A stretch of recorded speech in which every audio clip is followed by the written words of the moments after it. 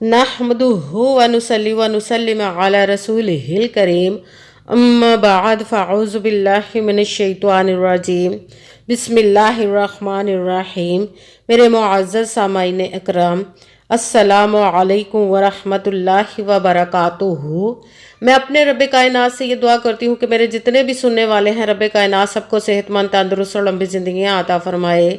हम सब की हर मुश्किलों, परेशानियों, तंगदस्तियों में मेरा रब कायनात हमारी मदद अता फरमाए। हमें ज़हनी, रूहानी, जिस्मानी अज़ियत और तकलीफ़ और बीमारियों से निजात अता फरमाए। हमें ज़हनी और रूहानी सुकून अता फरमाए। हमें बीमारी दुनिया से बचाकर बीमारी मदीना बनाए। और जो हम सब के हक़ों में बेहतर है, मेरा रब कायनात हमारे लिए वो अता फरमाए। और जो हमारे हक़ों में बेहतर नहीं, उसका ख्याल भी हम सब के दिलों से निकाल दे और हम सबको अपनी रज़ा पर राज़ी रहने वाला बना दे। आमीन सुमा आमीन। माशाल्लाह से आज रमज़ानुल मुबारक की 12 तारीख 12वां रोज़ा है और हफ्ते का दिन है। रमज़ानुल मुबारक के दूसरे अशरे का दूसरा दिन है। ये बख्शिश का अशरा है। इसमें जो भी सूरह कौसर और अल्लाह समद का वजीफ़ा पढ़ता है, उसका घर दौलत से भर जाता है। जो भी इंसान इस वजीफ़े को पढ़ता है, इस एक अमल को पढ़ते ही जो भी अल्लाह ताला से आप दुआ मांगोगे, जो भी हाजत मांगोगे, जो भी आप ख्वाहिश करोगे, रब कायनात इंशाअल्लाह अज़ीज़ बहुत जल्दी आपको अता फरमा देगा और आपकी तमाम नेक और जायज़ हाजात को कबूल व मंजूर अता फरमा देगा। आप इस वजीफ़े को, अगर आपके घर में बहुत मुफलसी है, गरीबी है, आपके घर में लड़ाई झगड़े रहते हो, उसके लिए भी आप पढ़ सकते हैं। रब कायनात आपको गैबी ख़जानों से दौलत अता फरमा देगा। और आप अगर कोई बीमार है या ख़ुद बीमार है, उसके लिए भी पढ़ना चाहें तो भी पढ़ सकते हैं। आपकी औलाद नहीं, उसके लिए भी पढ़ सकते हैं। आपके औलाद की शादी नहीं हो रही या आपकी शादी नहीं हो रही, तो आप उसके लिए भी पढ़ सकते हैं। आपका अपना घर नहीं, उसके लिए भी पढ़ सकते हैं। आप पर बहुत ज़्यादा कर्ज है और उतरने का कोई सबब नहीं बन रहा, तो उसके लिए भी पढ़ सकते हैं। मतलब कि ज़िंदगी में जितने भी मसले हैं, परेशानियां, इन सब के लिए उस सबको अपने जहन में रख के इस मकसद के लिए आप इस वजीफ़े को पढ़ सकते हैं। तो इंशाअल्लाह अज़ीज़ हमारे रब कायनात मदद अता फरमा के हमारी तमाम मुश्किलों, परेशानियों को दूर अता फरमा देगा। इस दूसरे अशरे, बख्शिश के अशरे के सदक़े से हमारी बख्शिश अता फरमा देगा। रब कायनात पर सबसे पहले तो पुख्ता यकीन रखना चाहिए कि सिर्फ हमने मेहनत करनी है और उसका फल देने वाली वो ज़ाते पाक है, क्योंकि उसके दस्ते कुदरत से कोई चीज़ बाहर नहीं और उसके कुन कहने की देर है और फायाकून हो जाता है।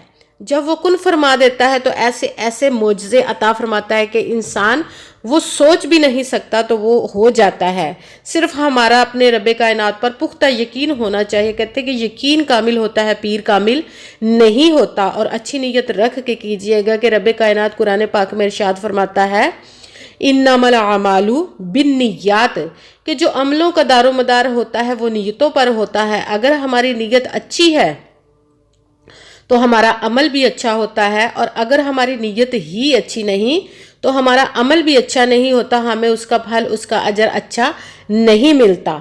और आपको वीडियो अच्छी लगे तो इसको लाइक ज़रूर कीजिएगा और आगे भी शेयर कर दीजिएगा, ताकि किसी दूसरे को हमारी वजह से फ़ायदा पहुँचे तो हमारे लिए सदका जारिया बन जाए। और जो नए हैं इस चैनल पर, इस चैनल को सब्सक्राइब ज़रूर कर ले, ताकि और बेल आइकन को भी दबा ले, ताकि मेरी अगली आने वाली वीडियो आप तक पहुंच सके। और जब वजीफ़ा करने लगे तो कमेंट्स में अपना नाम और जहां आप रहते हो उस जगह का नाम ज़रूर लिखिएगा, ताकि मैं भी आप लोगों के लिए दुआ कर सकूं और फिर वजीफ़े की भी आप लोगों को इजाज़त मिल जाएगी।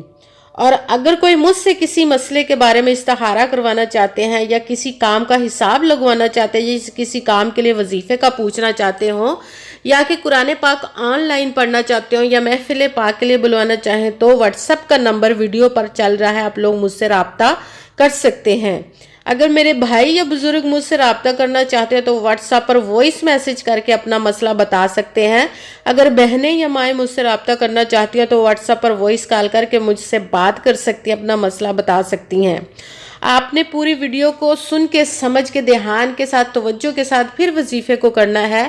ایسا نہ ہو کہ کوئی بات رہ جائے اور پھر وظیفہ آپ سے ٹھیک نہ ہو، اور آپ اپنی طرف سے نہ تو وظیفے میں کوئی لفظ کو کم کرنا ہے نہ ہی زیادہ بڑھا کر پڑھنا ہے۔ اگر ہم اپنی طرف سے کم یا زیادہ کر دیتے تو بھی ہمارا وہ وظیفہ ٹھیک نہیں ہوتا۔ اسی لیے ویڈیو کو سن کے سمجھ کے پھر وظیفے کو کیجئے گا، تاکہ جس تعداد اور جس ترتیب کے ساتھ میں آپ لوگوں کو وظیفہ بتاؤں، اسی تعداد اور اسی ترتیب کے ساتھ آپ نے اس وظیفے کو پڑھنا ہے۔ وظیفے کو آج کے دن کسی بھی وقت کسی بھی جگہ پہ، گھر میں، آفس میں، مدرسے میں، مسجد میں، اسکول میں، کہیں پہ بھی آپ بیٹھ کے پڑھ سکتے ہیں، مگر جب وظیفہ پڑھنے لگے تو بالکل خاموشی، توجہ، سکون کے ساتھ آپ نے اس وظیفے کو پڑھنا ہے۔ وظیفے کے درمیان نہ تو آپ نے کسی سے بات کرنی ہے، نہ ہی اٹھنا، نہ فون استعمال کرنا ہے۔ بالکل خاموشی، توجہ، سکون کے ساتھ وظیفہ کر کے پھر آپ نے کسی سے بات کرنی ہے یا اٹھنا ہے۔ آپ اس وظیفے کو کسی نماز کے ساتھ پڑھنا چاہیں تو بھی ٹھیک ہے، یا ویسے ہی آج کے دن اس کو پڑھنا چاہیں کسی بھی وقت تو آپ پڑھ سکتے ہیں۔ سب سے پہلے آپ نے باوضو ہو کر بیٹھ جانا ہے۔ جہاں پہ بھی آپ بیٹھ کر پڑھنا چاہیں تو سب سے پہلے ایک مرتبہ آپ نے درود پاک پڑھنا ہے۔ کوئی سا بھی درود پاک پڑھ سکتے ہیں، مگر درود ابراہیمی جو نماز میں پڑھا جاتا ہے وہ والا ایک مرتبہ درود پاک پڑھ لیں اور پھر اپنے وظیفے کو شروع کر لیں۔ سب سے پہلے نمبر پر جو وظیفہ پڑھنا ہے وہ ہے سبحان اللہ، سبحان اللہ، اللہ پاکی بیان کرنا، سبحان اللہ۔ اس کو آپ نے 12 مرتبہ 12 ٹائم پڑھنا ہے۔ اس کے ساتھ ہی آپ نے دوسرے نمبر والا وظیفہ شروع کر دینا ہے، وہ ہے الحمدللہ، الحمدللہ، الحمدللہ۔ اس کو آپ نے 11 مرتبہ 11 ٹائم پڑھنا ہے۔ 2 وظیفے ہو گئے، اب تیسرے نمبر والا وظیفہ آپ نے شروع کر دینا ہے، اللہ الصمد، اللہ الصمد، اللہ الصمد۔ اس کو آپ نے 12 مرتبہ 12 ٹائم پڑھنا ہے۔ اس کے ساتھ ہی جب آپ نے اللہ الصمد کا وظیفہ پڑھ لیا تو آپ نے چوتھے نمبر والا سورہ کوثر کا وظیفہ شروع کر دینا ہے۔ ایک مرتبہ بسم اللہ الرحمن الرحیم پڑھ کر سورہ کوثر، اِنَّا أَعْطَيْنَاكَ الْكَوْثَرَ فَصَلِّ لِرَبِّكَ وَانْحَرْ إِنَّ شَانِئَكَ هُوَ الْأَبْتَرُ۔ سورہ کوثر کو بھی آپ نے ایک مرتبہ ہی پڑھنا ہے۔ سب سے پہلے آپ نے ایک مرتبہ درود پاک پڑھا، اس کے ساتھ ہی آپ نے سبحان اللہ 12 مرتبہ 12 ٹائم پڑھا، اس کے ساتھ ہی دوسرے نمبر والا وظیفہ الحمدللہ، اس کو آپ نے 11 مرتبہ 11 ٹائم پڑھا، پھر اس کے ساتھ ہی تیسرے نمبر والا وظیفہ اللہ الصمد، اس کو آپ نے 12 مرتبہ 12 ٹائم پڑھا۔ اس کے ساتھ ہی چوتھے نمبر والا وظیفہ قرآن پاک کی سورت، جو سب سے چھوٹی سورت، ایک مرتبہ بسم اللہ الرحمن الرحیم پڑھ کے سورہ کوثر پوری ایک مرتبہ پڑھنی ہے۔